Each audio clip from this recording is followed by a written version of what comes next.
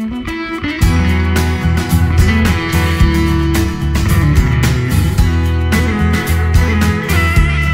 à toutes et à tous, me revoilà avec une nouvelle recette qui va sûrement vous plaire. Alors comme vous le savez, c'est bientôt le mois du Ramadan et aujourd'hui je vous présente une recette de pain farci, une recette très facile et assez rapide à préparer.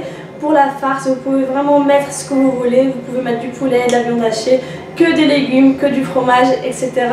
Je vais d'abord commencer par vous présenter les ingrédients et ensuite je passe à leur préparation. Pour les ingrédients, il vous faut 400 g de farine, 6 g de levure boulangère sèche, vous pouvez la remplacer par de la levure fraîche, vous mettrez environ 17 g de levure fraîche,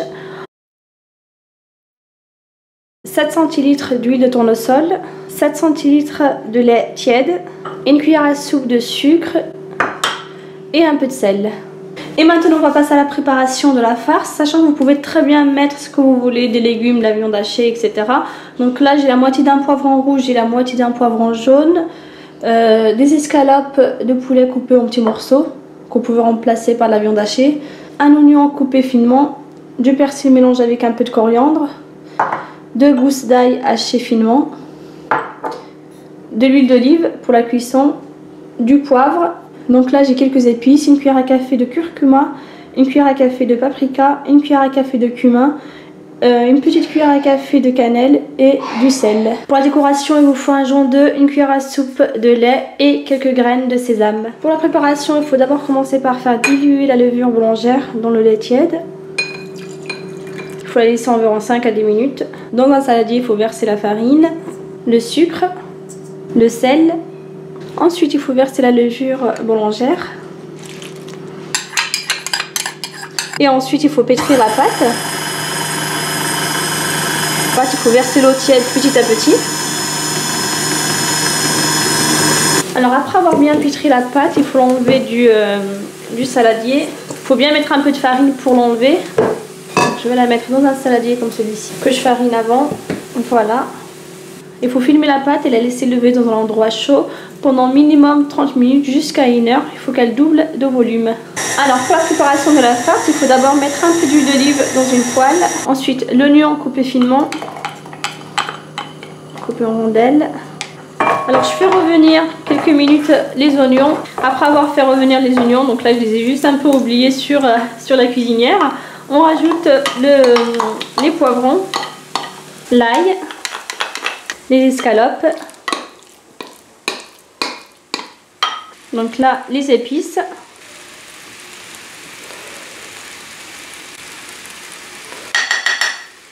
le persil avec la coriandre. Je vous conseille de bien surveiller la cuisson des escalopes, elle est vraiment rapide. Et je laisse cuire entre feu doux et feu moyen jusqu'à ce que les escalopes soient bien cuites. Bien sûr, il faut bien couvrir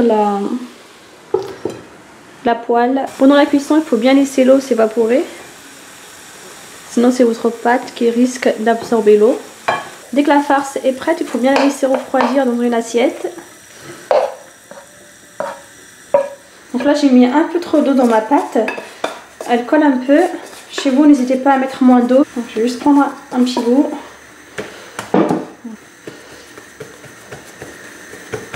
Donc je l'étale avec un rouleau. Donc là j'en ai pris qu'un peu pour le moment. Donc c'est pour le mettre sur la première partie de mon moule. Alors je découpe la pâte. Et vous pouvez très bien mettre un peu de farine comme ça. Voilà. Voilà. Donc je mets cette partie de côté pour le moment.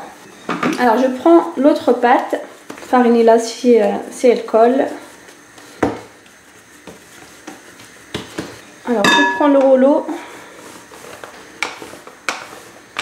Ensuite il faut mettre la farce froide, très important. Il faut bien enlever le jus.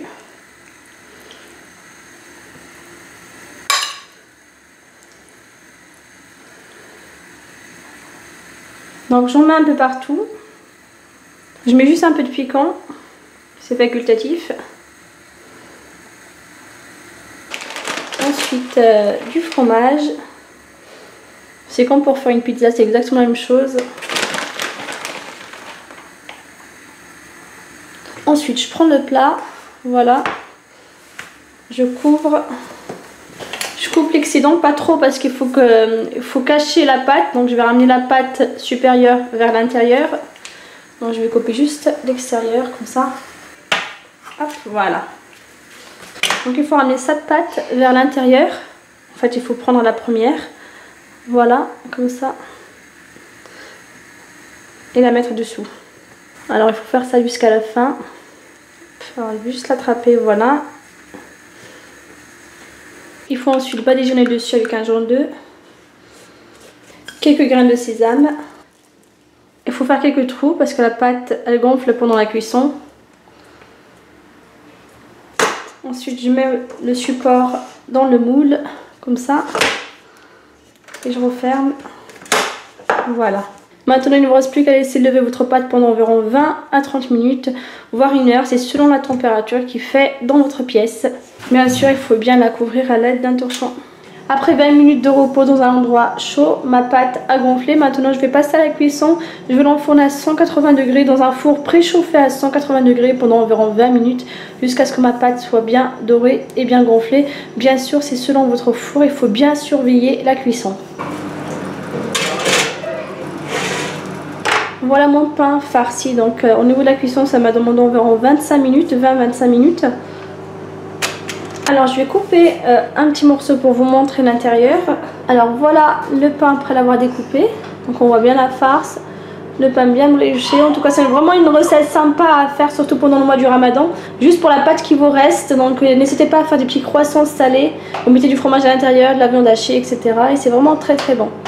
Voilà pour aujourd'hui, j'espère que cette petite recette simple et rapide vous a plu. N'hésitez pas à la refaire chez vous. Si vous avez des questions au niveau de la préparation, vous pouvez très bien me les poster sur ma chaîne YouTube. Je vous répondrai avec grand plaisir. A très bientôt. Ciao ciao. Voilà pour aujourd'hui, vous pouvez retrouver tous les ingrédients sur mon site quellerecette.fr. Vous pouvez également les retrouver juste sous la vidéo. N'hésitez pas à vous abonner pour plus de recettes et à très bientôt. Ciao ciao. Pour la décoration, il vous faut un jaune d'œuf mélangé avec une cuillère à soupe de lait et quelques graines de sésame que vous pouvez très bien remplacer par des graines de nigel, etc. Pour la décoration, il vous faut un jaune d'œuf, une cuillère à soupe de lait et quelques graines de sésame.